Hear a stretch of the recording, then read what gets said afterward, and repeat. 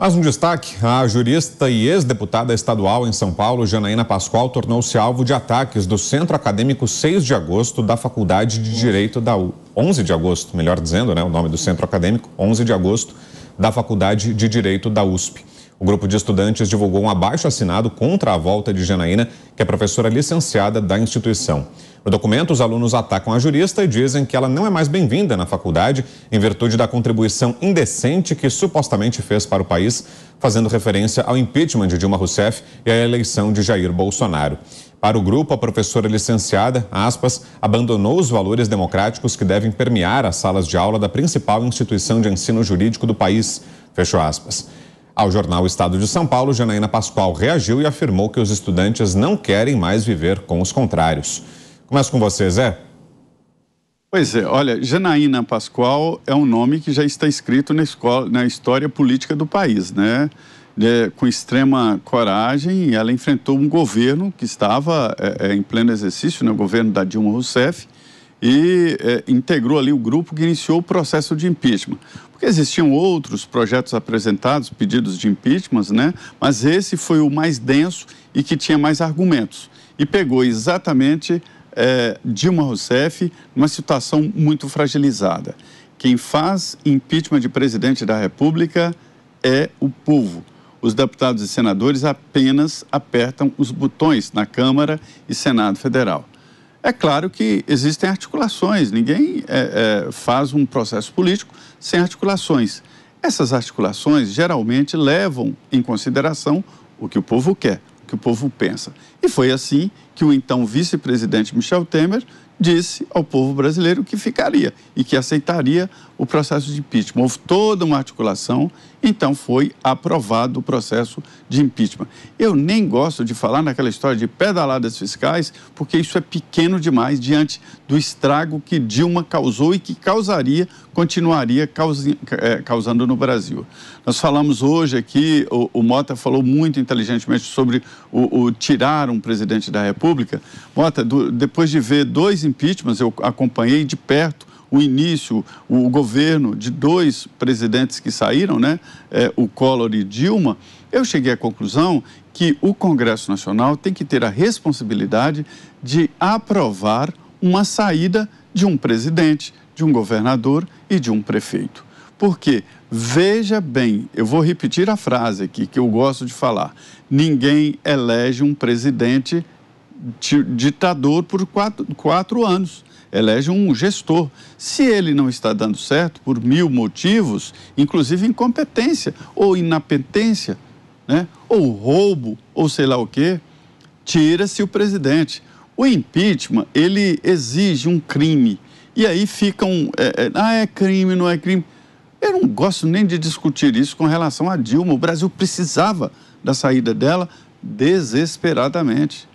Era juro alto, inflação, a massa salarial caindo, dívida pública aumentando, quer dizer, o Brasil de caminho rápido para o brejo. E aí veio o processo de impeachment, mas não precisava ser o impeachment, podia ser afastamento. Ah, não foi crime pedalada fiscal, tá bom, mas o Brasil não aguenta mais Dilma Rousseff. Esta era a mensagem das ruas, e os deputados e senadores apenas absorveram aquilo e apertaram os botões. Essa é a realidade, não dá para fugir.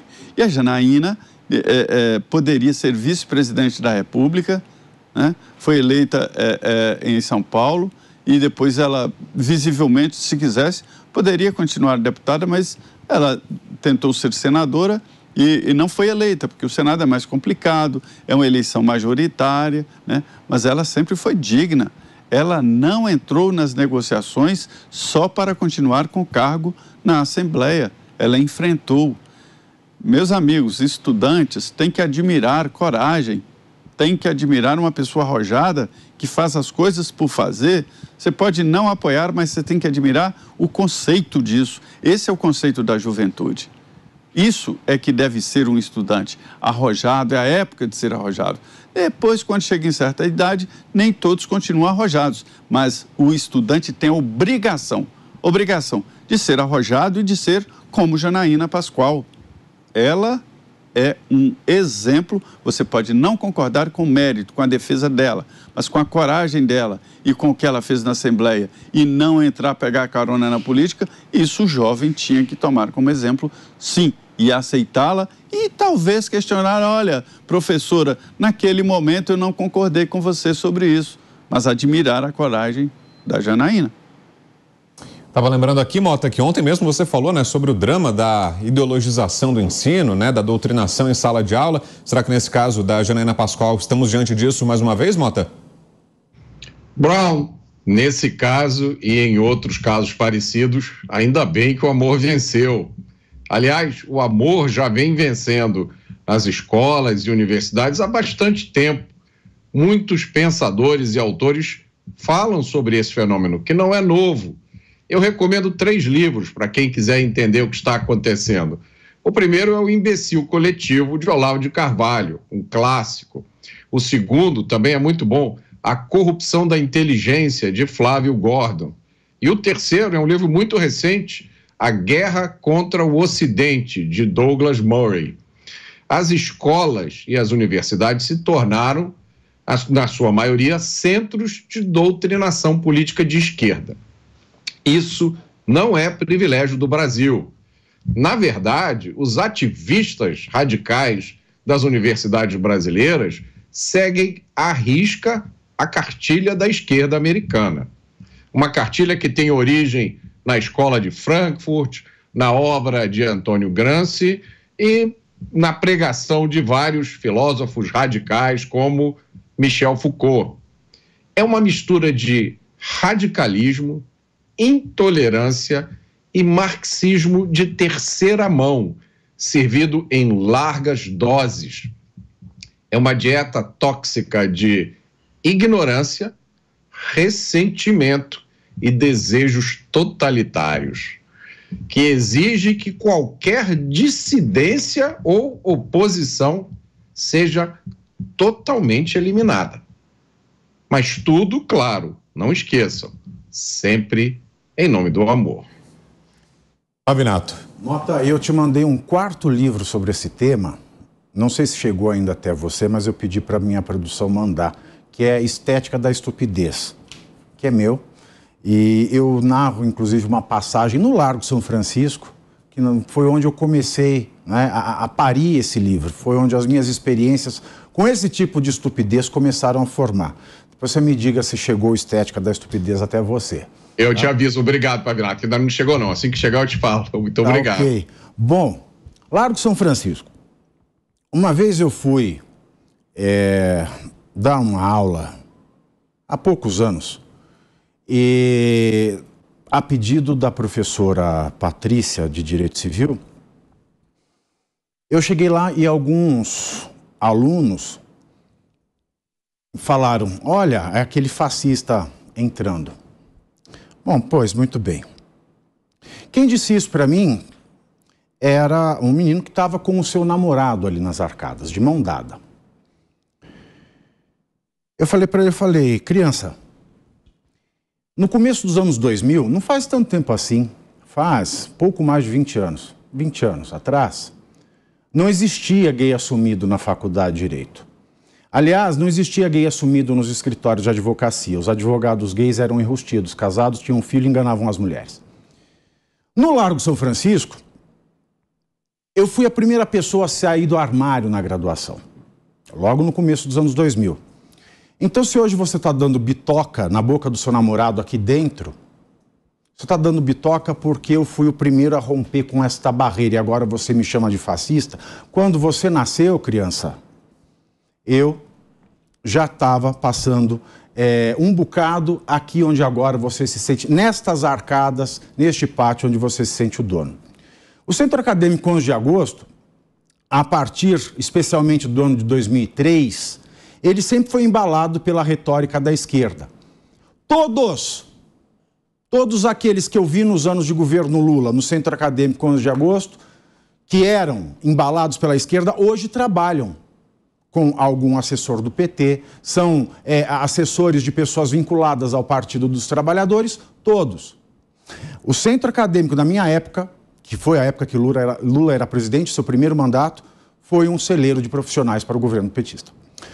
Pois bem, eu já vi o centro acadêmico fazer protestos contra o João Grandino Rodas, que foi diretor da Faculdade de Direito e foi reitor da USP, que, aliás, deu um jeito na USP, porque a USP estava uma carquilha econômica, mas eles nunca chegaram a esse ponto abjeto que se chegou com essa carta. Eu li essa carta ontem, eu fiquei realmente, além do nojo, com vergonha, porque tantos são os erros de gramática nessa carta, que eu falo, não é possível. Esses alunos não fazem mais FUVEST para entrar? Não fazem mais? Será que isso é um problema da cota? Eu nunca vi uma pessoa que passa na FUVEST em língua portuguesa escrever uma carta tão vergonhosa e tão cheia de erros de português. É uma vergonha. Na Faculdade de Direito do Largo de São Francisco, minha alma mater, que era considerada a melhor faculdade de direito do país, é a primeira faculdade de direito do país, fundada em 1827 por Dom Pedro I. E a primeira a entrar em atividade, porque o decreto ele cria Faculdade de Direito em São Paulo e Olinda. No decreto, São Paulo vem primeiro que Olinda e o funcionamento começa antes em São Paulo e só em 1828 em Olinda. E foi o berço de grandes nomes, muitos presidentes da República. Na Faculdade de Direito do Largo de São Francisco estiveram os maiores juristas do Brasil. O maior processualista, todo o direito processual brasileiro hoje é feito com base na obra de Alfredo Buzaide, que foi um dos maiores juristas que já pisou neste país, que já viveu neste país. Alfredo Buzaide era ministro da Justiça nos anos do regime militar. E quem é que não queria ter aula com Alfredo Buzaide? Só porque ele foi ministro do regime, escreveu o Código de Processo. Ele que inventou o Código de Processo Civil. Você não querer aprender com alguém como Alfredo Buzaide por conta das suas preferências políticas é muita estupidez. Quando eu fui aluno, nós tivemos lá renomados constitucionalistas no Brasil e na Europa que ajudaram a arquitetar os atos institucionais, inclusive os 5. Isso não quer dizer que você concorda ou não, mas que você extrai a sabedoria dos grandes juristas que existem no Brasil e na Europa. Até mesmo para não repetir. Até mesmo para ter uma centelha do mesmo conhecimento técnico que eles têm. Eu nunca vi isso acontecer no Largo de São Francisco. Eles dizem na carta, a principal instituição de ensino jurídico do país. Me desculpem, foi. Não é mais, e digo isso com dor no meu coração. Porque o Largo de São Francisco é minha casa da graduação, na pós, no mestrado, no doutorado e onde eu estou fazendo a minha livre docência. Mas eu não tenho vontade nenhuma de entrar numa sala de aula com alunos desse naipe. Eles dizem que ela não assinou a carta pela democracia, antes das eleições do ano passado. Não assinou porque não quis, ninguém é obrigado a assinar nada, ainda mais uma carta como aquela, que eu chamo de carta escrita por analfabetos e lida por mudos diante de uma plateia de cegos. E eles dizem ainda, as nossas salas de aula se tornaram grandes demais para você. E eu respondo a vocês com um trecho do Dia da Criação de Vinícius de Moraes. Essas salas podem estar grandes demais, mas estão ocupadas por